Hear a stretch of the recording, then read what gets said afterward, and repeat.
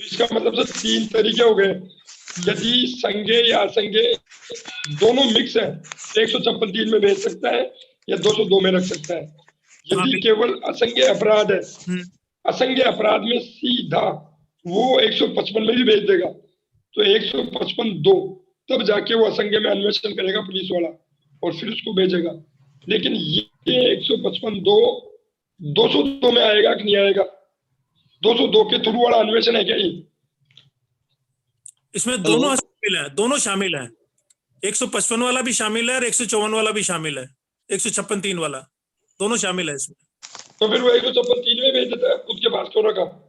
देखो आप सही करो, बड़ा अब कैसा मैं बताऊं, आपने बहुत शानदार क्वेश्चन पूछा, ये बहुत चर्चा का विषय है। अब इसमें एक क्वेश्चन में और ऐड कर देता हूं, अपन डिस्कस करेंगे अगर कोर्ट में टाइम मिलेगा तो। अगर वो 202 में पोस्टपोनमेंट ऑफ इश्यू करता है तो प्रसंज्ञान लेके पोस्टपोन करेगा या प्रसंज्ञान लेने के बाद में करेगा? एक सेकंड सर। 202 में अगर वो पोस्टपोनमेंट करता है ना प्रोसेस ऑफ इश्यू का, तो वो क्या प्रसंज्ञान लेके पोस्टपोन करेगा या बिना करेगा? बिना प्रसंज्ञान करेगा सर। अगर ये क्वेश्चन समझ में आ गया तो ये 202 समझ में आ जाएगा। अपन चर्चा करेंगे, इसमें बहुत लंबी चर्चा की संभावना है। क्या प्रसंज्ञान लेके पोस्टपोन करेगा या बिना प्रसंज्ञान लिए पोस्टपोन करेगा? ये बहुत चर्चा का विषय है, इसमें काफी डिटेल में जाना पड़ेगा अपने को। सर बिना प्रसंज्ञान लिए भी पोस्टपोन कर सकता है। प्रसंज्ञान लेने के ऊपर भी बात वो नहीं है ना, कोई रोक नहीं है जी। प्रसंज्ञान लेके भी पोस्टपोन कर सकता है वो, और बिना लिए भी पोस्टपोन कर सकता है, दोनों कंडीशन है ना। हाँ बिल्कुल, ये एग्जैक्टली आपने सही जवाब दिया गणेश, क्योंकि सेशन ट्रायल के जो मामले हैं उसमें उसको ये कहा जा रहा है कि वो इन्वेस्टिगेशन के लिए नहीं भेजेगा, लेकिन जो रिमेनिंग जो विटनेसेज हैं उनको वो एग्जामिन करेगा। इसका मतलब वो बाउंड है, इसका मतलब प्राइमा फेसी उसने मान लिया है कि मामला बनता है। तो ओनली एडिशनल एविडेंस कलेक्ट करने के लिए वो बाकी गवाहों के बयान ले रहा है और उसके बाद में फिर वो कमिट करेगा किसको? सेशन कोर्ट को। बिल्कुल सही जवाब दिया आपने। इसमें दोनों पॉसिबिलिटी है, पोस्टपोनमेंट ऑफ इश्यू के पहले भी अगर मजिस्ट्रेट चाहे तो प्रसंज्ञान ले सकता है, and for the purpose of the collection of the additional evidence वो और गवाहों के बयान ले सकता है। और अगर उसको लगता है कि सफिशिएंट मटेरियल नहीं है तो और एविडेंस कलेक्ट करके वो 202 के अंदर उसके बाद में भी प्रसंज्ञान ले सकता है। तो गणेश ने बहुत शानदार इसका जवाब दिया है कि दोनों कंडीशन है कि प्रसंज्ञान पहले भी ले सकता है 202 के पहले और 202 के बाद में भी ले सकता है। That's all. Rekha ji wait कर रही है, मैंने काफी टाइम ले लिया, थैंक यू। वर्मा सर, एक तो मेरा थोड़ा वो है, एक विरोध है, ये जो कोर्ट में बात करने वाली है ना, ये इसको बंद करिए, यहीं समझाइए आप हमारे को, कल बात करेंगे इस विषय पर, नहीं तो हम अज्ञानी रह जाएंगे और आप ज्ञानी हो जाएंगे सब लोग। तो पारस जी भी कुछ कह रहे थे, तो पारस जी को कल सुनेंगे, कल सुबह थोड़ा सा समय रख लेंगे इसके लिए, और लगता है तो इस पर लंबी चर्चा और कर लेंगे। चलिए, रेखा जी ने आपके सामने बातचीत की, ये स्टेट में घुमाने आपको ले जा रही हैं कॉन्स्टिट्यूशन के माध्यम से। हम गवर्नर साहब पर बातचीत कर चुके थे कि how governor is working, what is the post of him, वो इलेक्टेड होता है किसके द्वारा, कि साहब के इलेक्टेड नहीं होता है, वो नॉमिनेट होता है किसी के द्वारा, राष्ट्रपति द्वारा, कौन अनुशंसा करता है उसकी। और हमारे साथी गणेश ने प्रश्न भी पूछा था कि क्या जैसे जो काउंसिल ऑफ मिनिस्टर्स की अनुशंसा या कोई रिकमेंडेशन आती है तो राष्ट्रपति मानने के लिए बाध्य है, तो वैसे ही राज्यपाल भी क्या मानने के लिए बाध्य है। तो उस पर हमारी बातचीत हुई थी। रेखा मैम मुझे बता देंगी कहां तक बात हो गई थी अपनी?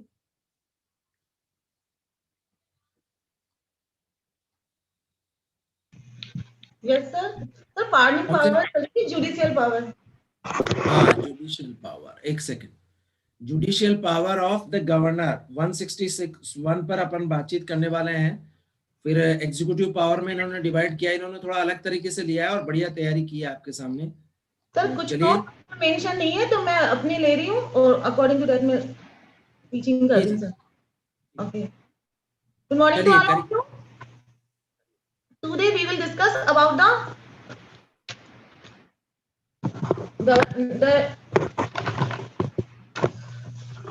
Today we will discuss about the Council of Ministers.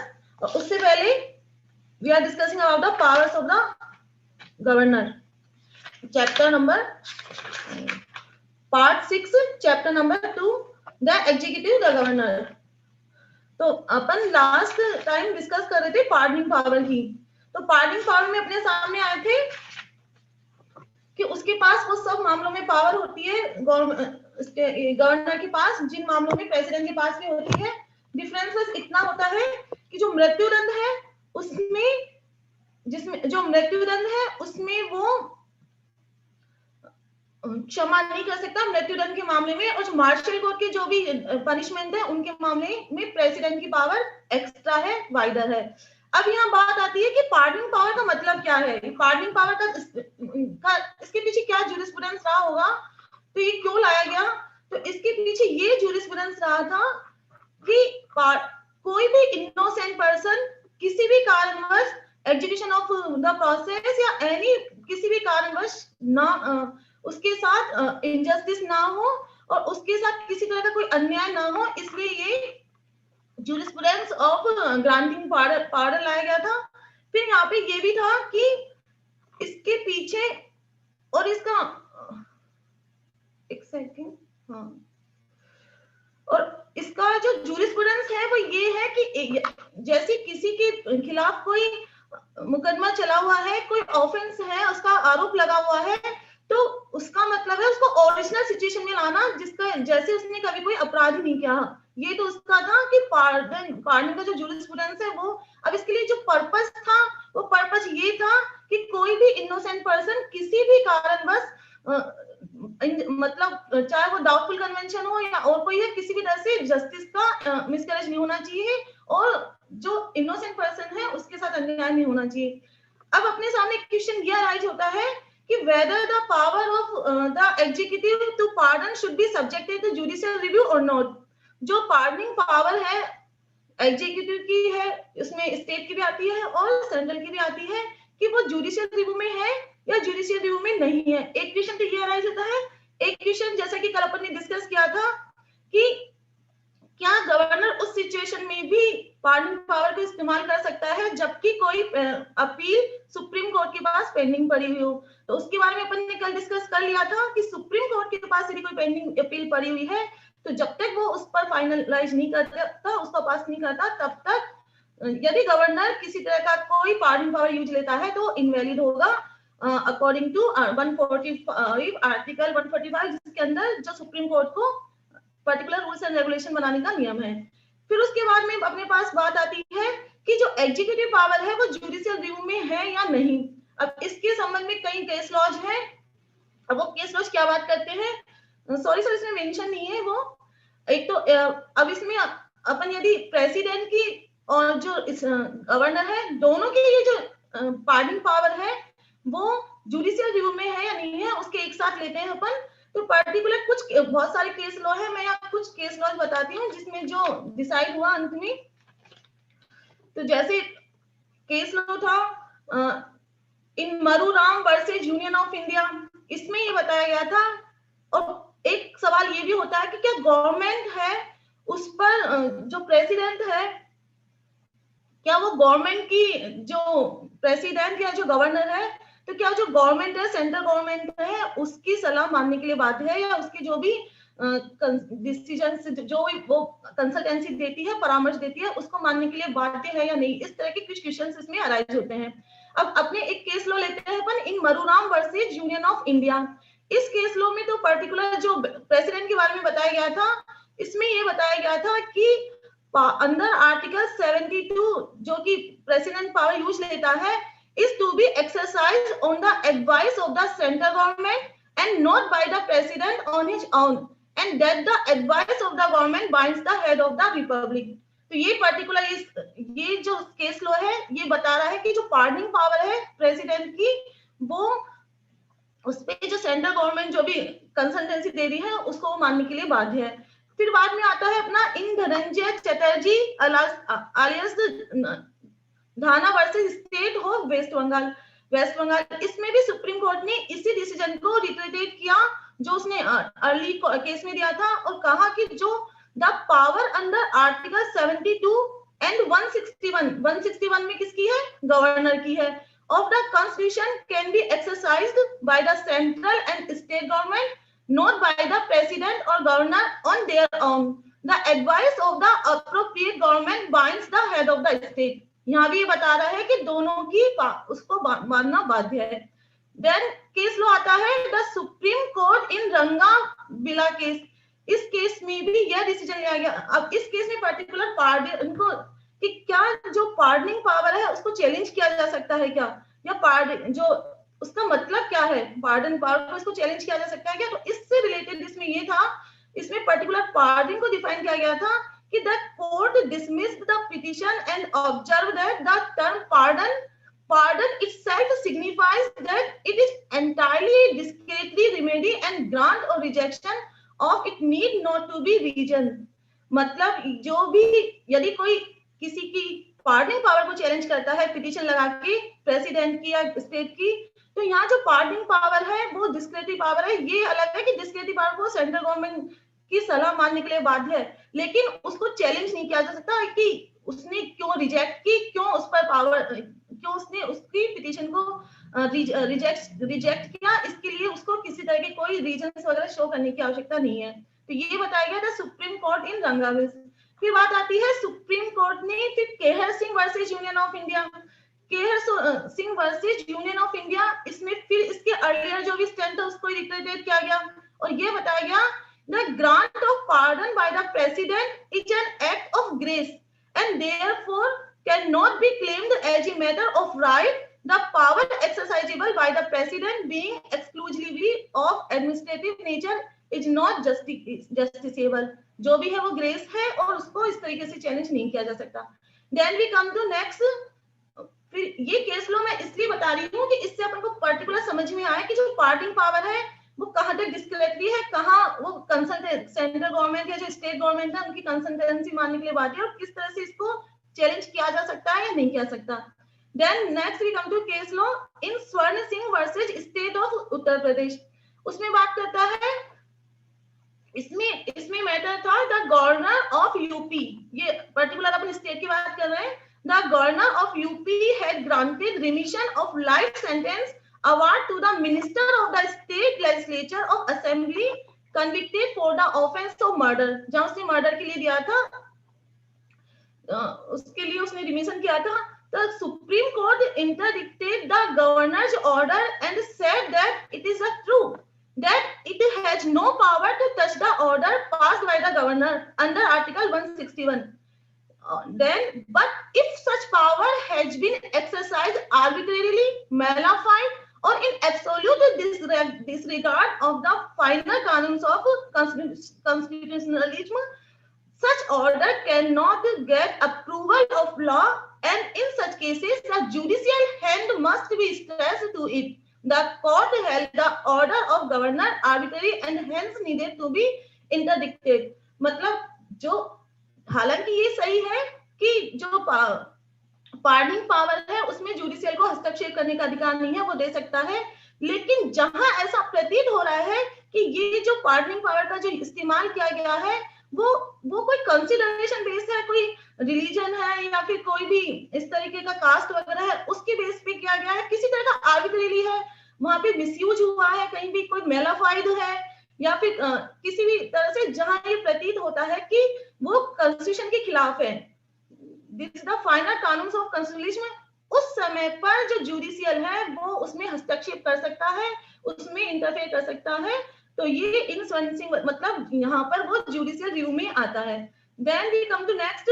फिर अपन ने कल केएम नानावती की बात अपन ने कल की थी.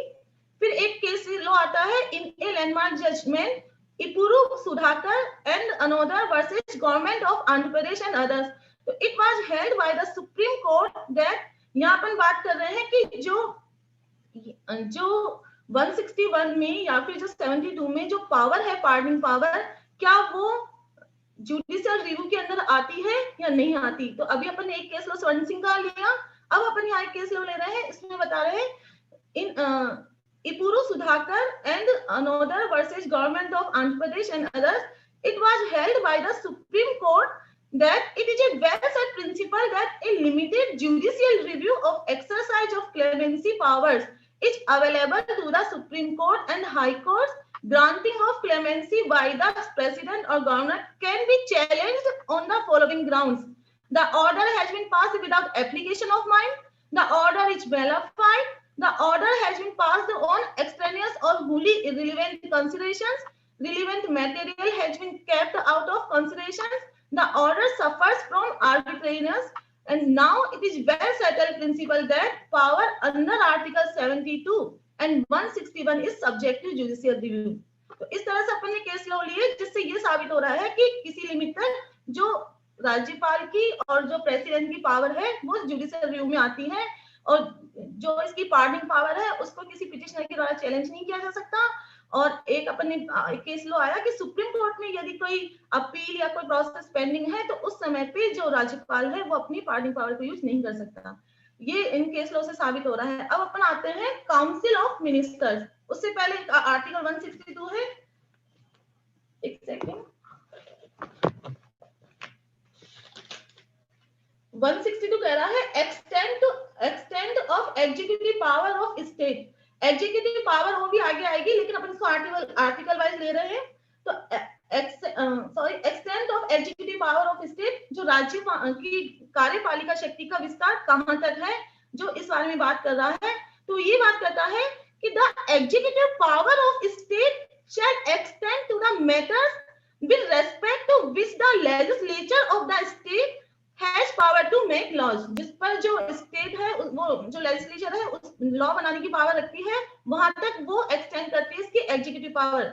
बट यहाँ कुछ प्रोविजन दिए गए हैं, but the executive power shall be subject to and limited by the executive power expressly confirmed by this constitution or by and any law made by parliament upon the union or authorities देयरऑफ।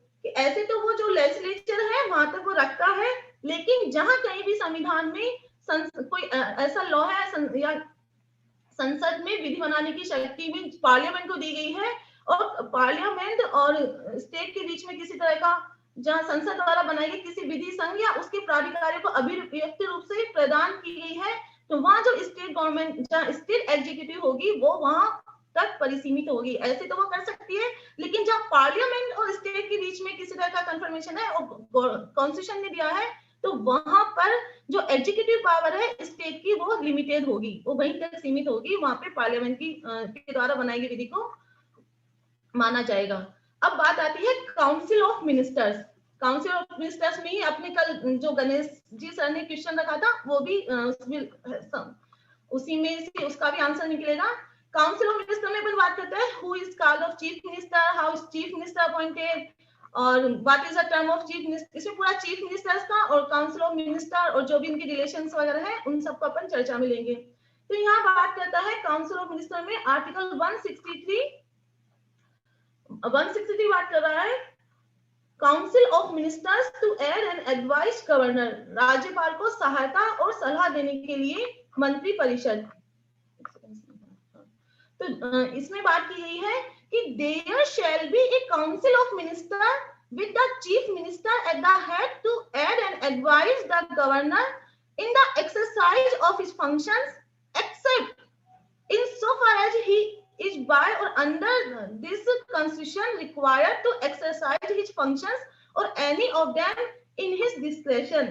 जो ये बात करता है कि जिन बातों पर इस संविधान में या संविधान के द्वारा राज्यपाल से यह अपेक्षा है कि वह अपने विवेकानुसार काम करे, अब उन कृत्यों को छोड़कर, उन मामलों को छोड़कर राज्यपाल को अपने कृत्यों का काम करने में, उनका प्रयोग करने में सहायता और सलाह देने के लिए एक काउंसिल ऑफ मिनिस्टर होगी। ये तो बात करता है आर्टिकल 163 क्लोज फर्स्ट, मतलब वहां एक काउंसिल ऑफ मिनिस्टर होगी जो गवर्नर को हेल्प करेगी, उसके काम को करने में सहायता करेगी और एडवाइस देगी। लेकिन कुछ ऐसे मामलों को छोड़कर जिनमें पर्टिकुलर कॉन्स्टिट्यूशन में ये दिया गया है या ये अपेक्षा की गई है कि उसमें गवर्नर अपने विवेकानुसार काम करे। अब इसका क्लोज 2 क्या कहता है? क्लोज 2 ये कह रहा है कि if any question arises whether any matter is or is not a matter as respects which the governor is by or under this constitution required to act in his discretion, the decision of the governor in his discretion shall be final. and the validity of anything done by the governor shall not be called in question on the ground that he ought or ought not to have acted in his discretion. तो यदि कोई ऐसा प्रश्न उठता है कि कोई ऐसा विषय है या नहीं जिसके संबंध में इस संविधान के द्वारा या इसके अधीन राज्यपाल से यह अपेक्षित है कि वह अपने विवेकानुसार कार्य करे, तो राज्यपाल का अपने विवेकानुसार किया गया विनिश्चय अंतिम होगा और राज्यपाल द्वारा की गई किसी बात की विधि मान्यता इस आधार पर प्रश्नगत नहीं की जाएगी कि उसने अपने विवेकानुसार कार्य करना चाहिए था या नहीं करना चाहिए था।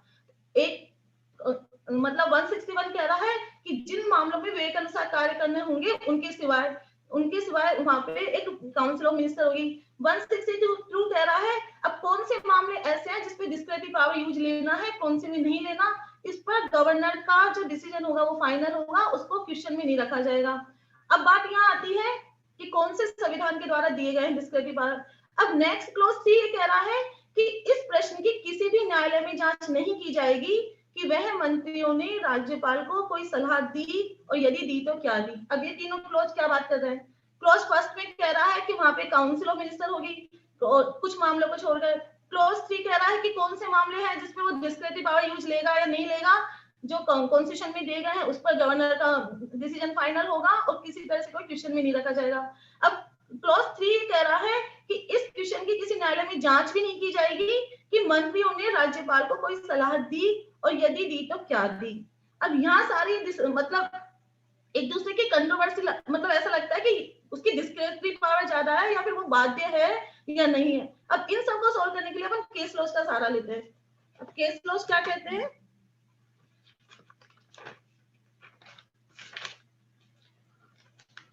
इसी के साथ पहले अपन एक बार आर्टिकल 164 भी पढ़ते हैं। 164 का उसके साथ साथ सारे क्वेश्चन समझ में आएंगे अपने। 164 कह रहा है other provisions as to ministers, मंत्रियों के बारे में जो भी उपबंध उनकी बात कर रहा है। The chief minister shall be appointed by the governor and the other ministers shall be appointed by the governor on the advice of the chief minister and the minister shall hold office during the pleasure of the governor। यहाँ ये बात करता है कि जो मुख्यमंत्री है उसकी नियुक्ति राज्यपाल ही करेगा और अन्य मंत्रियों की नियुक्ति जो राज्यपाल है वह मुख्यमंत्री की सलाह पर करेगा और जो राज्यपाल के प्रसाद पर्यंत अपने पद धारण करेंगे। जैसा कि अपन ने जो अपनी यूनियन एग्जीक्यूटिव पढ़ी थी उसमें जो प्रेसिडेंट और प्राइम मिनिस्टर का जो रोल था वही यहाँ पे चीफ मिनिस्टर और स्टेट गवर्नर का है। अब यहाँ पे कुछ और प्रोविजन वगैरह दिए गए हैं, इसको अपन रीड कर लेते हैं फिर अपन केस लॉ लेते हैं। उसमें बताया गया है कि provided that in the states of Chhattisgarh, Jharkhand, Madhya Pradesh and Odisha there shall be minister in charge of tribal welfare who may in addition be in charge of the welfare of the scheduled caste and backward classes of any other work। तो जो भी backward classes है, जो भी अनुसूचित जाति और जनजाति है, उनके कल्याण के लिए पर्टिकुलर इसमें छत्तीसगढ़, झारखंड, मध्य प्रदेश और उड़ीसा राज्य का नाम लिया को भी बताया गया है कि उनमें जो भी जनजातियां हैं, जो भी बैकवर्ड क्लासेज है, उनके कल्याण के लिए एक अलग से एक भार साधक अधिकारी होगा उनके काम को करने के लिए। यहाँ पे ये बताया गया है। एक सेकंड, हाँ फिर यहाँ बात करता है the total number of ministers including the chief minister in the council of ministers in a state shall not exceed 15% of the total number of members of the legislative assembly of the state। किसी भी जो मंत्री परिषद है उसमें मुख्य मंत्री सहित कुल संख्या राज्य की जो विधानमंडल है उसके जो राज्य की जो विधानसभा है उसके जो जितने भी इसके सदस्य हैं उसके सदस्यों के 15% से अधिक नहीं होगी, जैसा कि अपन ने पहले भी बात करी थी जब अपन ने सेंट्रल एग्जीक्यूटिव पढ़ा था। और लेकिन इसमें साथ में ये भी प्रोविजन दिया गया है कि जो चीफ मिनिस्टर है उस सहित मंत्रियों की संख्या 12 से कम भी नहीं होनी चाहिए। मतलब जो राज्य की जो विधान सभा है उसके जितने भी मेंबर्स है उसके 15% से अधिक नहीं होनी चाहिए, लेकिन यदि अपन न्यूमेरल्स में देखें तो वो 12 से कम भी नहीं होनी चाहिए। फिर यहाँ ये बात करता है जो 91 अमेंडमेंट 2003 जो बात करता है कि यदि जैसा कि इसमें बताया गया है कि उसकी संख्या 15% से अधिक नहीं होनी चाहिए, 12 से कम भी नहीं होनी चाहिए, बट एट द लेकिन जब जो अमेंडमेंट एक्ट है 2000 जो अमेंडमेंट हुआ था 1901 का 2003 के प्रारंभ पर, यदि किसी राज्य की मंत्री परिषद में जो चीफ मिनिस्टर से अन्य जो मिनिस्टर्स हैं उनकी जो भी कैलकुलेशन है वो 15% या फिर जो भी पहला अपन ने प्रोविजन दिया गया है 12 से यदि कम या ज्यादा होती है, तो वहां उस राज्य में मंत्रियों की कुल संख्या उस तारीख से जो राष्ट्रपति लोक अधिसूचना द्वारा नियत करे 6 माह के भीतर इस खंड के उपबंधों के अनुसार लाई जाएगी। जैसे कि ऊपर बताया गया कि ना तो 15% से ज्यादा होनी चाहिए, ना 12 से कम होनी चाहिए, लेकिन जहां यदि अमेंडमेंट एक्ट हुआ उस समय पर उसकी संख्या इससे कम ज्यादा है, तो वहां प्रेसिडेंट है वह उसको एक लोक अधिसूचना द्वारा नियत करेगा कि इस पर्टिकुलर पीरियड में 6 मास के अंदर इसकी जो संख्या है वो अकॉर्डिंग टू दैट लाई जाए। अब यहाँ पे वो दल बदल वाली बात आती है जो अपन ने पहले भी पढ़ा था, दिग्विजय सर ने पढ़ाया था अपन को, कि किसी भी जो राजनीतिक दल है, कोई भी पॉलिटिकल जो भी ग्रुप है, उसका किसी भी राज्य की विधानसभा का या किसी राज्य के विधानमंडल के किसी सदन का जिसमें विधान परिषद है कोई सदस्य जो 10वीं अनुसूची के पैरा 2 के अधीन उस सदन का सदस्य होने के लिए निर्धारित है, अपनी निर्धारित की तारीख से प्रारंभ होने वाली तारीख और उस तारीख तक जिसको ऐसे सदस्य के रूप में उसकी पदावधि समाप्त होगी। जैसा कि अपने शेड्यूल 10 में जबकि दिग्विजय जी सर पढ़ा रहे थे उसमें तुम्हें बताया था कि कौन कौन सी चीजें हैं जो कि निरर्थ घोषित करती है। यदि पर्टिकुलर उस शेड्यूल के अनुसार किसी को निरर्थ घोषित कर दिया गया है, किसी राज्य विधानमंडल का मेंबर नियुक्त होने के लिए उसको निरर्थ घोषित कर दिया गया, या तो वो वाली तारीख या फिर इसमें बताया गया है कि या फिर और उस तारीख तक जिसको ऐसे सदस्य के रूप में उसकी पदावधि समाप्त होगी, या जहां वह ऐसी अवधि की समाप्ति के पूर्व यथास्थिति किसी राज्य की विधानसभा के लिए या विधान परिषद वाले किसी राज्य के विधानमंडल के लिए किसी सदन के लिए कोई निर्वाचन लड़ता है, तो उस तारीख तक जिसको वह निर्वाचित घोषित किया जाता है, इनमें से जो भी पूर्वतर होगी। यदि किसी को निरर्थ घोषित कर दिया जाता है एक, तो जब वो खत्म हो जाएगी तो वो वाली डेट, या फिर जो भी विधानमंडल या विधान परिषद में निर्वाचन के लिए जो भी पीरियड उसके लिए निर्वाचित किया गया है, उसमें से जो भी उस तारीख को जिसको भी निर्वाचित घोषित होगा उसमें से जो भी पूर्वतर होगी उसकी अवधि के दौरान खंड 1 के अधीन मंत्री के रूप में नियुक्त किए जाने के लिए भी वह निर्धारित होगा। मतलब ये है, या तो किसी को निरर्थ घोषित कर दिया गया है जो कि 10वीं अनुसूची के अनुसार है, या फिर राज्य विधानमंडल और जो परिषद है उसके अंदर उसमें जो भी इन दोनों में से जो भी पहले वाली डेट होगी उसके अंदर जब तक वो पुनर्निर्वाचित नहीं होगा तब तक उसको मंत्री के रूप में भी निर्धारित कर दिया जाएगा, उसको क्या बोलते हैं, उसको योग्य घोषित नहीं किया जाएगा। मैं इसको और स्पष्ट कर देती हूँ, थोड़ा सा तो एक कंफ्यूज कर रहा है।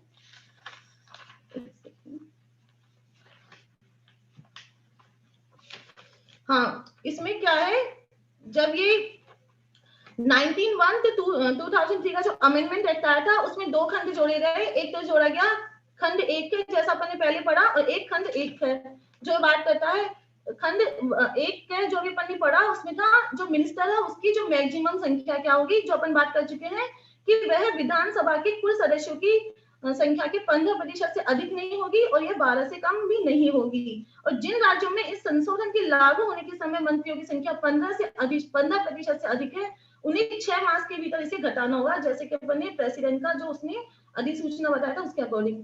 अब दूसरा ये जो खंड 1 है बात करता है कि दल बदल पर सदस्यता समाप्ति, जो ये कहता है कि यदि 1/3 सदस्यों को लेकर दल बदल करने वाले सदस्यों की सदस्यता समाप्त हो जाएगी। जैसे यदि कोई एक पार्टी से दूसरी पार्टी में चला कर जाके दल बदल कर लेता है और ऐसी 1/3 है ऐसे सदस्यों की संख्या, तो उनकी सदस्यता स्वतः समाप्त हो जाएगी और ऐसे सदस्य किसी भी निगम के अध्यक्ष या किसी अन्य लाभ का पद धारण करने के लिए अयोग्य होंगे जब तक कि वो पुनः निर्वाचित होकर सदन के सदस्य नहीं बन जाते। जैसा कि पहले था, अब तो ये होनी है कि जैसे ही कोई पार्टी मतलब दल बदल होने के कारण मंत्रियों की संख्या वगैरह बढ़ना कई चीजें होती थी, अब जो दल बदल करेगा उनकी सदस्यता ही समाप्त हो जाएगी, ऐसा इसमें प्रोविजन रखा इसमें जो अमेंडमेंट 2003 हुआ उसमें। और इसमें ये कहा कि या तो उनकी जो भी डेट पहले की है उस डेट पे, जैसा कि इसमें बताया है कि या तो उनकी जो निरर्थ घोषित किया गया वो डेट पहले खत्म हो, या फिर जो राज्य विधान और सदस्य के लिए जो निर्वाचन के उनमें से जो भी पहले हो उसके उसके उसके सॉरी मैं इसको अभी नहीं क्लियर कर पा रही, मैं इसको और बाद में ढंग से करूंगी। पहले सर ने किया था, अब अपन आगे बढ़ते हैं। फिर है काउंसिल ऑफ मिनिस्टर, मंत्री परिषद है, जैसे कि उसमें लोकसभा की प्रति था, एग्जीक्यूटिव जो सेंट्रल की थी, और इसमें होगा विधानसभा की प्रति। फिर बात करते हैं कि किसी मंत्री द्वारा अपना पद ग्रहण करने से पहले राज्यपाल तीसरी अनुसूची में इस प्रयोजन के लिए दिए गए प्रारूपों के अनुसार अब उसको पद की गोपनीयता की और उसकी शपथ दिलाएगा। जैसे उसमें प्रेसिडेंट करता था वैसे इसमें गवर्नर करेगा वोट वगैरह के लिए। फिर बात आती है कि कोई मंत्री जो निरंतर 6 मास की किसी अवधि तक राज्य के विधानमंडल का सदस्य नहीं है, उस अवधि की समाप्ति पर मंत्री भी नहीं रहेगा। ये बात करता है 164(4) और फिर बात करता है 160 ये क्लॉज 5 कि मंत्रियों के वेतन और भत्ते होंगे जो उस राज्य का विधानमंडल विधि द्वारा समय समय पर अवधारित करे, और जब तक उस राज्य का विधानमंडल इस प्रकार अवधारित करता है तब तक ऐसे होंगे जो दूसरी अनुसूची में निर्दिष्ट है। तो ये अपना हो गया council of minister, article 163 to 165। अब इसमें कई क्वेश्चन अराइज हो रहे हैं। एक तो क्वेश्चन ये कि इसमें क्या राज्यपाल जो काउंसिल ऑफ मिनिस्टर है उसकी निर्णय मानने के लिए बाध्य है? क्या किसी गैर सदस्य को मंत्री बनाया जा सकता है? क्या किसी को जो निरंतरता घोषित कर दिया गया है वो मंत्री रह सकता है? जैसे कि और इस तरह से कई क्वेश्चन अराइज हो रहे हैं, तो इनके लेकर अपन केस लॉ स्टडी करते हैं। तो एक केस लॉ था जिसमें अब इसमें बात आती है कि यदि कोई minister yes sir, case law 3 बार रिपीट करिएगा। Okay sir. सर एक सबसे पहले एक केस आता है कि governor can sanction for prosecution of ministers under corruption act. मतलब यदि करप्शन एक्ट के अंदर यदि किसी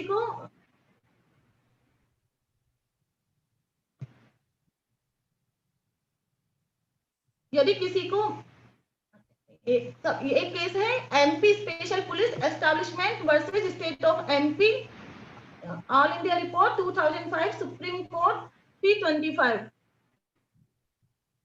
MP special police establishment versus state of MP, all India report 2005, supreme court 325।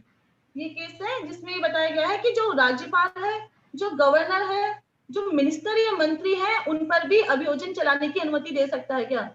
जहां आगे बात आ रही थी कि जो गवर्नर है वो काउंसिल ऑफ मिनिस्टर की मतलब जो उनकी परामर्श मानेगा या नहीं मानेगा, इसको लेके जहाँ क्वेश्चन उठ रहा है, तो यहाँ ये केस ये बात कर रहा है कि जो राज्यपाल जो गवर्नर है वह मंत्रियों पर अभियोजन चलाने की अनुमति दे सकता है। अब ये केस लो जो अभी एक बार मैं और पढ़ती हूँ, MP special police establishment versus state of MP, all India report 2005, supreme court 325। ये मामला था। इस मामले में क्या हुआ, इसमें यह निर्धारित किया गया कि जो आर्टिकल 163(1) है उसके अधीन जो गवर्नर है उसको अपनी स्वतंत्र एवं विवेकानुसार शक्तियों के प्रयोग में मंत्रियों के भ्रष्टाचार एवं आपराधिक मामलों में अभियोजन चलाने की अनुमति दे सकता है। तो इस मामले में इसमें क्या था, इसमें अब मैं इसका डायरेक्ट सिर्फ वो कंक्लूजन दूंगी। इसमें उच्चतम न्यायालय ने ये कहा था कि जो आर्टिकल 163 है उसके अधीन राज्यपाल निसंदेह मंत्री परिषद के परामर्श से कार्य करता है, ठीक है, लेकिन ऐसे विशेष मामले भी हैं जिसमें अपवाद स्वरूप मुख्यमंत्री या किसी ऐसे मंत्री के विरुद्ध अभियोजन की अनुमति के लिए राज्यपाल स्वतंत्र रूप से कार्य करता है। मतलब आर्टिकल 161 बताया था कि उसके लिए सहायता के लिए होगा, लेकिन यहाँ ये कह रहा है कि वो उसकी यदि मैं पूरा मामला पढ़ूं तो बहुत टाइम लग जाएगा सर। फिर मैं आगे बात करती हूँ। ये इसमें पर्टिकुलर मंत्रियों का जो भ्रष्टाचार किया था उनके ऊपर था कि मंत्रियों के भ्रष्टाचार के लिए जब उपयुक्त रिपोर्ट आ गई तो उस रिपोर्ट के आधार पर जो गवर्नर है वो ये मामला ले सकता है कि मंत्री के विरुद्ध अभियोजन के लिए राज्यपाल स्वतंत्र रूप से कार्य करता है, उसको मंत्री परिषद के परामर्श की आवश्यकता नहीं है। फिर एक क्वेश्चन अपने पास ये आता है कि क्या एक गैर सदस्य भी मुख्यमंत्री या मंत्री बन सकता है? तो अभी अपन ने पढ़ा था आर्टिकल 164 में कि कोई मंत्री जो निरंतर 6 मास तक किसी अवधि तक राज्य के विधानमंडल का सदस्य नहीं है, उस अवधि की समाप्ति पर मंत्री नहीं रहेगा। तो इसमें ये था कि क्या कोई गैर सदस्य भी मुख्यमंत्री बन सकता है। तो आर्टिकल 164 ये कहता है कि यदि कोई व्यक्ति 6 महीने के भीतर विधानसभा के किसी सदन का सदस्य नहीं बन जाता तो वह मंत्री नहीं बना जा सकता। मतलब बाहरी व्यक्ति मंत्री तो बन सकता है, मुख्यमंत्री या मंत्री तो बन सकता है, लेकिन शर्त यह है कि 6 महीने के भीतर उसको किसी सदन का सदस्य निर्वाचित होना होगा। यदि वह 6 महीने के भीतर किसी सदन का सदस्य निर्वाचित नहीं होता तो उसे मंत्री पद से त्यागपत्र देना पड़ेगा। फिर यहाँ बात करते हैं अपन कि 6 महीने के बाद क्या दोबारा निर्वाचन पे मंत्री पद हो सकता है।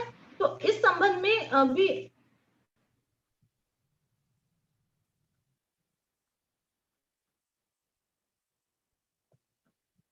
कि 6 माह के पश्चात दोबारा निर्वाचन पर ही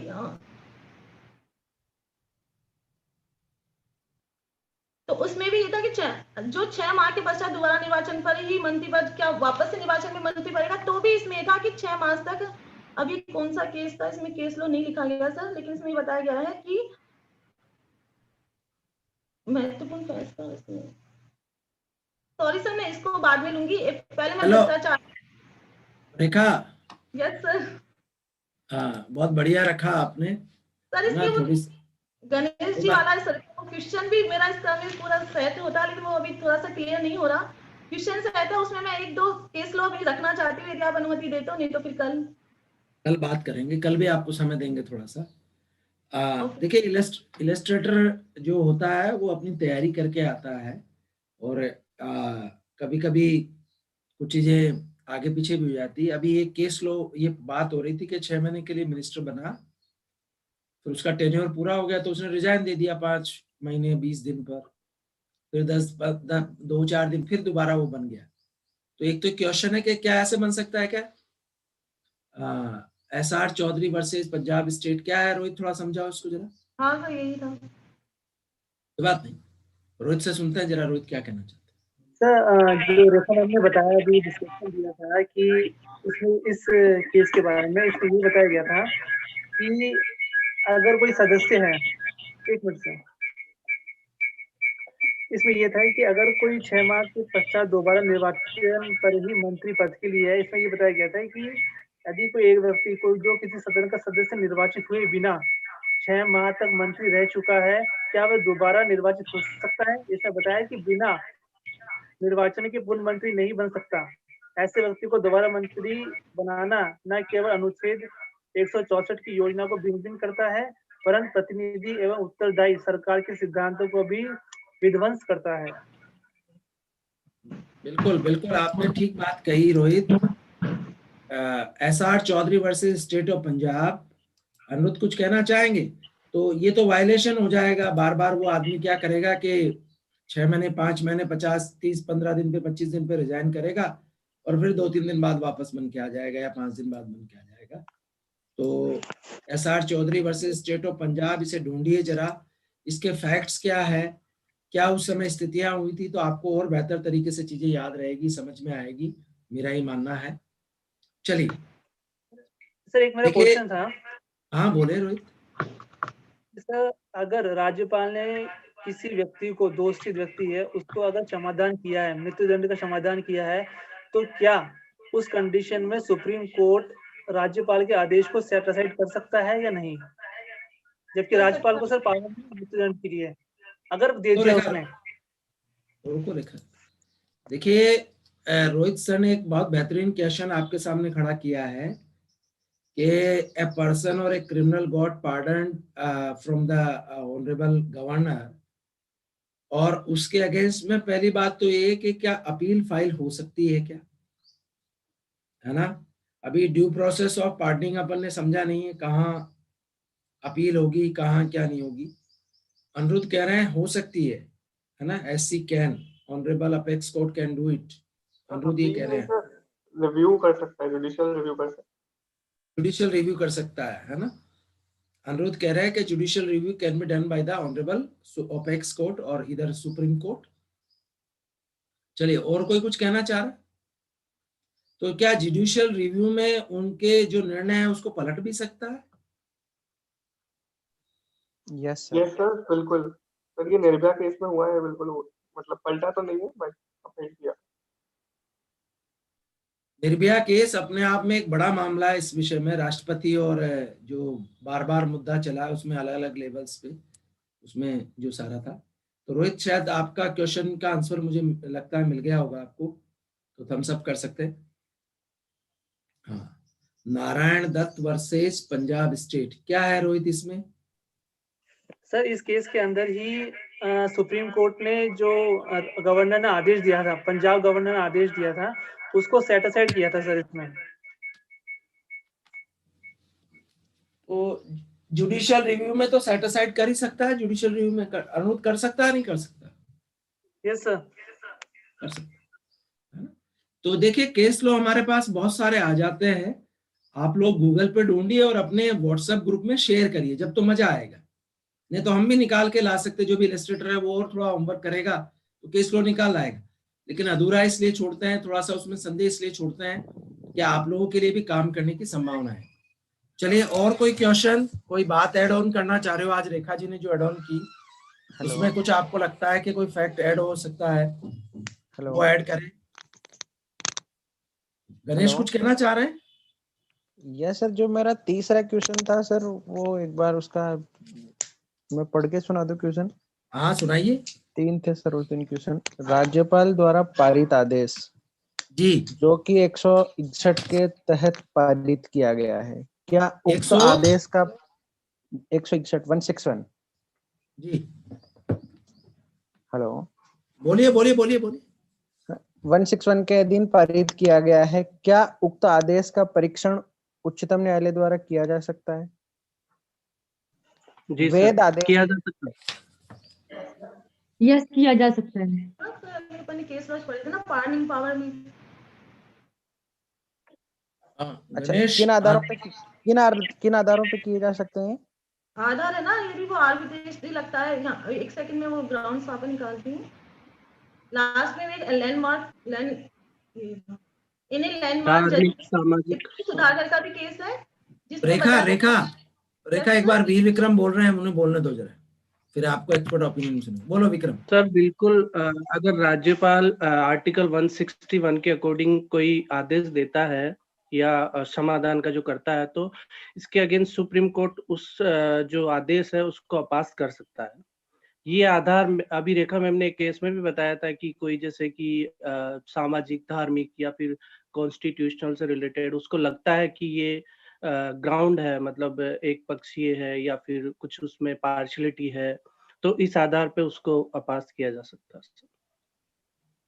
अच्छा, वीर विक्रम टेक्निकल चीज नहीं बोली, टेक्निकल चीज कोई बताएगा? What was the reason behind that one? Sir जैसा कि कोई पावर में होता है, 161 के प्रोविजन है कि मंत्रिपरिषद की सलाह से वर्क करेगा। कोई पावर में होता है, कोई किसी मिनिस्टर का कोई सगा संबंधी, नेपोटिज्म जो अपने इंडिया में बहुत ज्यादा चलन में, नेपोटिज्म भाई भतीजावाद। हाँ, तो कोई मान लीजिए कि मैंने ऑफेंस किया है और मेरा चाचा मिनिस्टर है, तो वो तो मुझे बचा लेगा जी।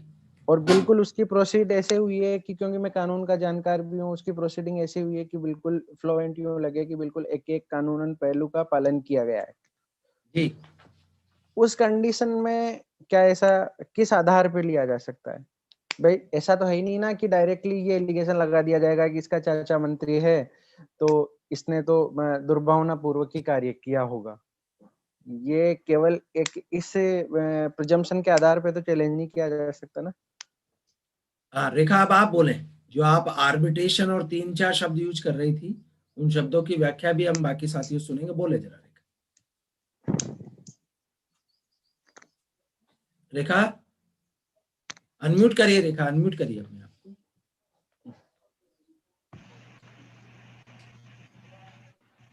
Yes sir. बोले रेखा। सर केस लॉ था इन ए लैंडमार्क जजमेंट ए पूर्व Sudhakar and another versus government of Andhra Pradesh and others. इसमें रखा गया था, सुप्रीम कोर्ट ने कहा था कि it is a well set principle that a limited judicial review of exercise of clemency powers is available to the Supreme Court and High Court. High Court और Supreme Court के पास है granting of clemency by the president or government can be challenged on the following grounds. The order has been passed without application of mind. रुक जाओ। पहला application of mind, दूसरा the order is nullified.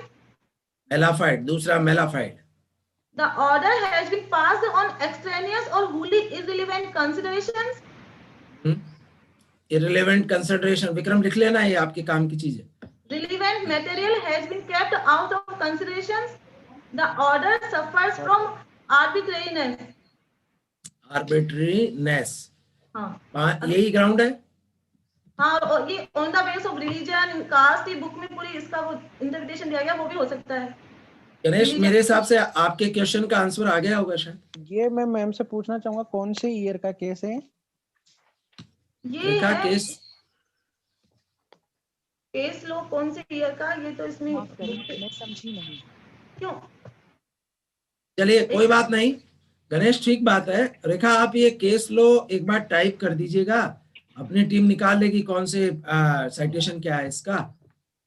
तो गणेश, शायद आपके question का answer मिल गया होगा अंशतः, मैं ऐसा मानता हूँ। यस सर, कंप्लीटली मिल गया। देखिए, जब कानून की यात्रा में हम चलते हैं तो रास्ते में कई सारी चीजें अपने आप स्वयं प्रकाशित होती है, या फिर जो ऑनरेबल जजेस होते हैं या जो भी जितने भी पक्ष होते हैं, एडवोकेट होते हैं, वो लाके रखते हैं, साहब देखो इसमें मामला ये है। तो जो लिखा हुआ है वो पूर्ण सत्य नहीं है, वो केवल सत्य की तरफ ले जाने का एक मार्ग है हमारे लिए। पूर्ण सत्य तो जो क्वेश्चन था उसको भी एक बार थोड़ा सा 2 मिनट 5 मिनट में करना चाहती हूँ, यदि आप अनुमति दे तो। कौन सा? उन्होंने कहा था ना कि क्या मिनिस्टर ऑफ काउंसिल की जो निर्णय वो मानने के लिए बाध्य है या नहीं। कल ले लें इसको सर, 5 मिनट लगेगी यदि आप तो सिर्फ 5 मिनट में आ जाएगा। कौन सी पर तो वो ले सकता है, कौन सी पे नहीं ले सकता, कौन सी पर डिस्कस नहीं कर सकता है। जल्दी से बताओ, उमेश का प्लेन उड़ने वाला था इसलिए वो बार बार मैसेज डालता है। सर जो भी और सबसे पहले तो वहां पे सलाह के लिए एक काउंसिल है और वह उसकी सलाह को मानने के लिए बाध्य है, और इसके संबंध में अपन ने पहले भी पढ़े थे केस लो, है ना। फिर उसके बाद में आती है, लेकिन अपन ने जैसा पढ़ा है कि कुछ मामले ऐसे हैं जिसमें कि वो डिस्क्रिशनरी मामले यूज अपनी खुद की विवेक शक्ति यूज ले सकता है, वहां पर उसे ये जरूरत नहीं है कि वो काउंसिल ऑफ मिनिस्टर के निर्णय माने। उसके लिए जो शेड्यूल 6 है उसमें पर्टिकुलर कुछ आर्टिकल्स दिए गए हैं, आर्टिकल 9(2) और 18(3), और ये सब आप लोग देख लीजिएगा शेड्यूल 6 की। उसमें इसमें मैं वो बोल देती हूँ 18(3), आर्टिकल 371A, उसमें भी 1B, D and D, उसमें ये सब क्लोज है, ये 1B और ND एंड क्लोज 2 का सब क्लोज B and F, और आर्टिकल 239 है जिसमें जो असम की जनजाति वगैरह का जो प्रशासन से संबंधित है, उसमें राज्यपाल को अपने विवेक से ही प्रयोग करने का स्पष्ट उल्लेख है। ये पर्टिकुलर ऐसे मामले हैं जिसमें उसको काउंसिल ऑफ मिनिस्टर्स की जो कंसल्टेंसी है वो मानने के लिए वो बाध्य नहीं है। फिर यहाँ पर ये भी प्रश्न उठता है कि सामान्यतः तो संवैधानिक प्रधान की हैसियत से जो मंत्री परिषद के अनुसार काम करेगा, लेकिन किंतु ऐसी भी परिस्थितियां है जिसमें संविधान में स्पष्ट रूप में बताया गया है कि वो विवेक का प्रयोग कर सकता है। अब फिर भी यहाँ पर ऐसा आता है कि यदि मंत्री परिषद और जो गवर्नर है उनके बीच में किसी मामले पर कोई मतभेद होता है, कोई कंट्रोवर्सी होता है, तो उस सिचुएशन में क्या होगा, तो यहाँ बताया गया है कि उस सिचुएशन में जब यदि मंत्री परिषद और जो गवर्नर है उसके किसी मामले के बीच में मतभेद खड़ा हुआ है, तो इस बात में उसका निर्णय अंतिम होगा, और इस बात का द्योतक है कि राज्यपाल उन विषयों पर मंत्री परिषद की राय के बिना परिस्थितियों के अनुसार अपने विवेक पर कार्य कर सकता है। जिन पर मतभेद है उसमें भी जो राज्य कुछ तो कॉन्स्टिट्यूशन में दिए गए हैं उन आर्टिकल्स पर, और जहां दोनों में कंट्रोवर्सी है उस पर जो गवर्नर है उसमें भी वह अपने विवेक से काम कर सकता है, भले ही संविधान में इसका स्पष्ट उल्लेख न किया गया हो। और कुछ ऐसी परिस्थितियां भी बताई गई है वो जिसमें कि वो अपनी विवेक शक्ति का प्रयोग कर सकता है, वो है मुख्यमंत्री की नियुक्ति और मंत्री को अभ्यस्त करना और विधानसभा को भंग करना और अनुच्छेद 356 के अंतर्गत राष्ट्रपति को संकटकालीन स्थिति की घोषणा को सिफारिश करना। इन सिचुएशंस पर यदि दोनों में कंट्रोवर्सी हो रही है तो जो गवर्नर है उसका डिसीजन फाइनल होगा। तो ये इसमें बताया गया है कॉन्स्टिट्यूशन में। बस मैं यहाँ बता रही थी कि वो कह रहे थे ना कल कि वो मानने के लिए बाध्य है या नहीं, तो कुछ ऐसे एक्सेप्शंस हैं जिसमें वो है, पर्टिकुलर तो है, लेकिन कुछ ऐसे एक्सेप्शंस है जिसमें वो नहीं है मानने के लिए, वो अपने विवेक के अनुसार काम कर सकता है। ऐसा कह सकते हैं कि कुछ मामलों में बड़ी थिन लाइन है ना, आप सब लोग अग्री होंगे, लेकिन अभी भी मैं कुछ आप लोगों से सुनना चाहता हूं कि when there is a conflict between the council of minister of a state and governor, then what will happen. Aniruddh कुछ कहना चाह रहे हैं? बोलिए। Yes sir. सर ये तो बिल्कुल जो क्वेश्चन है सर का बिल्कुल ऑन मतलब डायरेक्ट आंसर इसका यही है जो अभी अगर आपको याद होगा 2017-16 की बात है, तब अरविंद केजरीवाल का और गवर्नर जो गरीब जन थे उनका काफी इशू हुआ था। खन्ना खन्ना क्या सर? मिस्टर खन्ना थे शायद। नहीं सर, खन्ना नहीं थे। अभी 5 जज बेंच का इसमें जजमेंट आया था, उन्होंने दिल्ली हाई कोर्ट के जजमेंट को ओवररूल कर दिया था।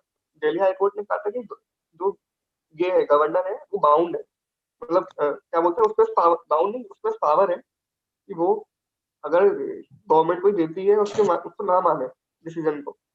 और सर कोर्ट ने 5 जज बेंच बैठी 2018 के अंदर, उन्होंने बोला कि नहीं ऐसा कुछ नहीं है, जो भी गवर्नर कहेगा, मतलब सॉरी जो भी गवर्नमेंट कहेगी गवर्नर को उसको मानना ही पड़ेगा। Governor is bound by the decision of the government, और वो कोई एडमिनिस्ट्रेटिव हेड नहीं है। तो इसलिए सर ये चीज काफी क्लियर हो गई थी। हालांकि इस जजमेंट में भी अगर इसको समझना हो, काफी कॉम्प्लेक्स है जजमेंट अपने आप में। कोई कह रहा है कि मतलब ये केजरीवाल के फेवर में है, कोई कह रहा है गवर्नर के फेवर में, पर ये सर अपने आप में कॉम्प्लेक्स है। बट क्लैरिटी इसमें यही थी कि जो है गवर्नर तो बाउंड है ही, बिल्कुल बाउंड है गवर्नमेंट के डिसीजन को। It is requested to you kindly share the citation of this one case and particulars if you have. Okay. Ganesh कुछ कहना चाह रहे हैं? सर मैं थोड़ा सा सर की बात से मतभेद रखता हूँ कि जो एलजी जो है, पहली बात तो राज्यपाल की परिभाषा में आता ही नहीं। सबसे पहला प्राइमा फेशिया मतभेद तो मेरा यही है। तो जो भी राज्यपाल के प्रोविजन है वो सिरे से खारिज है, उसके लिए अलग से प्रोविजन दिए हुए हैं, चाहे वो क्षमादान का हो, चाहे ऑर्डिनेंस जारी करने का हो, चाहे वो हो। तो जो कि ये प्रोविजन तो कम से कम जो गवर्नर के लिए दिए हुए हैं, ये प्रोविजन उस पर लागू नहीं होंगे, मेरा ही कहना है। चलिए बिल्कुल आपका बिल्कुल, हाँ सर आपका जो सर कह रहे हैं वो बिल्कुल सही है। वही कंटेंशन उस जजमेंट में भी रेज हुए हैं, और उसको जजमेंट को अगर आप पढ़ लेंगे तो आपको मालूम पड़ जाएगा उसका आंसर क्या था। मैं तो उसका केवल जो क्रक्स पार्ट था वो बताया था मैंने, और मेरे आपका जो आंसर है उसका सीधा आंसर यही है कि वो बिल्कुल मतलब गवर्नर बिल्कुल बाउंड है, उसको मानना ही पड़ेगा। और मतलब ये पोस्ट ही ऐसी है कि उसके अंदर उसको हर डिस्ट्रिक्ट मानने ही पड़ते हैं। जो हमें जब सर ने हमें हमारी क्लास में जो पढ़ाया था उस टाइम पे, उन्होंने एक वो मतलब एक शायरी कहते थे इसके ऊपर कि वो पतंगों की तरह उड़ना भी क्या उड़ना है, लेकिन उड़ रहे हैं दूसरों के हाथ से लिपट कर। तो ये बिल्कुल जो है क्या बोलते हैं मतलब रबर स्टैम्प है एक तरह से, ये कि बस हो रहा है कि जो गवर्नर को सील दो और उस पर लगा दो। और सर यही चीज है इसके अंदर, क्योंकि बिल्कुल कोई पावर इसमें स्पेसिफिक पावर है ही नहीं कि गवर्नमेंट कुछ कर ले अपने आप में। He is bound by the aid and advice of the government, even president 72 और 161 दोनों में। गणेश फिर कुछ कह रहे हैं? सर हाँ सर ये बिल्कुल सही है, क्योंकि वो क्या है कि उसको कहीं ना कहीं केस लो पहले वाले उसके फेवर में आए थे, और बाद वाले जो कहीं जैसे 2005 का एक केस लो है, मैं उसको पढ़ के बताता हूँ। पी मेल्लाई हल्यक्षो बना मिजोरम राज्य। पी मेल्लाई हल्यक्षो बनाम मिजोरम राज्य। इसमें उच्चतम न्यायालय ने अभी निर्धारित किया है कि राज्य के प्रधान के रूप में राज्यपाल को अपने औपचारिक संवैधानिक शक्तियों का उपयोग केवल मंत्री परिषद के परामर्श से करना होता है, और 166(3) के अधीन बनाए गए नियमों विनियमों के अधीन करना होता है। अब 166(3) के जो नियम विनियम बनेंगे सर, जिसकी सरकार होगी या जो भी हमारी लेजिस्लेचर बनाएगी वो अपने फेवर में बनाएगी, और जाहिर सी बात है कि राज्यपाल को रबर स्टाम्प के रूप में यूज करेगी। चलिए थैंक यू। आप भी इसके साइटेशन को कोट कर दीजिएगा। आप सब लोगों को थैंक यू, आप जिस लेवल पर आप इस डिस्कशन को ले जाने लगे हैं। तो वर्मा सर और एक क्वेश्चन सर मेरा और था सर, एक क्वेश्चन और था जो मैं गणेश कल ले लें। चलो करो चर्चा करो आप। तो वर्मा सर बैठे हैं अभी। इसलिए सर मैंने 8:01 पे टोका था टाइम के लिए, ताकि 10-15 मिनट की चर्चा हो जाए। कोई बात नहीं। सर मेरा एक क्वेश्चन है मैम से कि समाधान की जो शक्ति का प्रयोग करता है राष्ट्रपति, क्या उस समय कोर्ट की पत्रावली मंगा के साक्ष्यों की जांच कर सकता है क्या? गणेश, एक तो अपडेट आप ये कर लें कि आप पूरे सदन से पूछेंगे क्वेश्चन, मैडम तो लास्ट में बोलेगी, और मैडम इस विषय पर कुछ बता भी नहीं पाएगी, शायद उनके पास कुछ फैक्ट आए भी होंगे इस बात को लेकर। जी तो हाँ, संपूर्ण सदन से मेरा एक क्वेश्चन है कि समाधान की शक्ति का उपयोग करते समय राष्ट्रपति साक्ष्य की जांच कर सकता है क्या? बताइए बाकी लोग सर क्या अनुरोध क्या कर। हाँ बोलो विक्रम। सर जो समाधान का प्रोसीजर है सर, ये एक प्रोसीजर होता है सर, ये पूरा मंत्रिमंडल से होता हुआ इसमें पूरा जाता है, एक फाइल बनती है, फाइल के अकॉर्डिंग सब कुछ साक्ष्य वगैरह सब कुछ होता है, वो फाइल फिर राष्ट्रपति के पास जाती है, फिर उसके बाद डिसाइड होने के बाद में ऐसा नहीं कि तुरंत मिल जाए, उसमें काफी टाइम भी लगता है सर, जितना मुझे पता है सर। पता नहीं, अब आज ढूंढना है आपको what is the procedure of pardoning, है ना, आज ढूंढना है। आप बहुत बढ़िया चीजें निकाल के डालते हो ग्रुप पे, तो निकालना है आज आपको। चलिए गणेश का एक क्वेश्चन हमारे सामने है, कोई उत्तर देना चाह रहा है कि can evidences B obtained by the honourable president, ये तो कहना चाह रहे हो गणेश? Yes sir. हाँ, कि समाधान की शक्ति का उपयोग करते समय राष्ट्रपति क्या उसके साक्ष्यों की जांच कर सकता है क्या? अनुरोध कुछ बोलना चाह रहे हैं? सर बिल्कुल कर सकता है सर, बिल्कुल सर। अगर ये निर्भया वाले रूलिंग में यही तो था कि जब उन्होंने वापस क्यूरेटिव लगाई थी उसके ऊपर, उन्होंने यही कंटेंशन लिया था कि जो है इन्होंने हमारे जो है एविडेंस देखे नहीं, और इन्होंने जो रिव्यू किए थे वो भी इन्होंने ये चीज देखी थी कि हमारी जो एज थी वो 18 से कम थी, तो उन्होंने दोनों उसके ऊपर कंटेंशन लगाया था इसके ऊपर। तो सर ये निर्भया केस का अक्षय वर्सेस जो है एनसीटी ऑफ दिल्ली और Pawan Kumar versus NCT of Delhi, तो इन दोनों में इसी सेगमेंट में दे रखा है। तो सर ये 2020 का ये सर, ये जब क्यूरेटिव लगी थी, तो सर उसमें आपको पूरा मिल जाएगा ये। तो सर क्यूरेटिव को तो एक्सेप्ट फिर बाद में उसको इस आधार को तो सुप्रीम कोर्ट ने माना ही नहीं ना, मैं समझा कि उसकी डिस्क्रिप्शनरी पावर है कि हम इसमें से नहीं कर वो सकते। तो सर बिल्कुल सर माना नहीं, बिल्कुल वो बात तो वो तो है ही, वो पॉइंट तो है ही आपका कि वो माना तो फिर नहीं। ये बात तो पिटिशनर की आपका स्टैंड ही क्वेश्चन, नहीं हुई, ये बात तो पिटिशनर की स्टैंड ही नहीं हुई कि पिटिशनर ये नहीं सर, कहते जो हुए आपने बोला जो आपका क्वेश्चन था और जो कोर्ट ने माना वो अलग था कोर्ट का, पर जो आपका क्वेश्चन था ना कि क्या वो इस चीज के ऊपर चैलेंज कर सकते हैं, तो वो चैलेंज तो कर सकते हैं, वो हुआ है चैलेंज, बट नहीं सर, मैं चैलेंज की बात नहीं कर रहा, मैं चैलेंज नहीं की गणेश एक सेकंड सुने, देखो क्या है, आप बहुत बढ़िया छात्र हो, कभी कभी सामने वालों को सुनो। देखो अब वो कह रहे हैं कि जब ग्राउंड होगा उसके बेसिस पे ही वो लोग गए, है ना, अब उसको सुप्रीम कोर्ट ने एक्सेप्ट नहीं किया, that might be a different thing, वो केस टू केस हो सकता है। तो अभी विक्रम एक क्वेश्चन खुला रखते हैं, विक्रम आज पूरे प्रोसीजर को ढूंढेंगे, और बाकी लोग भी ढूंढिए, है ना, जिनके पास समय रहता है वो ढूंढिए कि what is the procedure to mechanism of this one, है ना, और कल इस क्वेश्चन पे शुरू में ही चर्चा कर लेंगे। ठीक है गणेश? ठीक है सर। हाँ, बढ़िया क्वेश्चन है, और भी बहुत सारे क्वेश्चंस बन सकते हैं, तो हम उनको देखेंगे।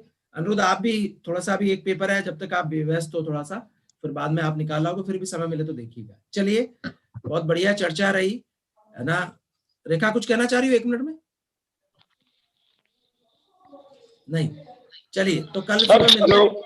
हाँ उमेश बोलो।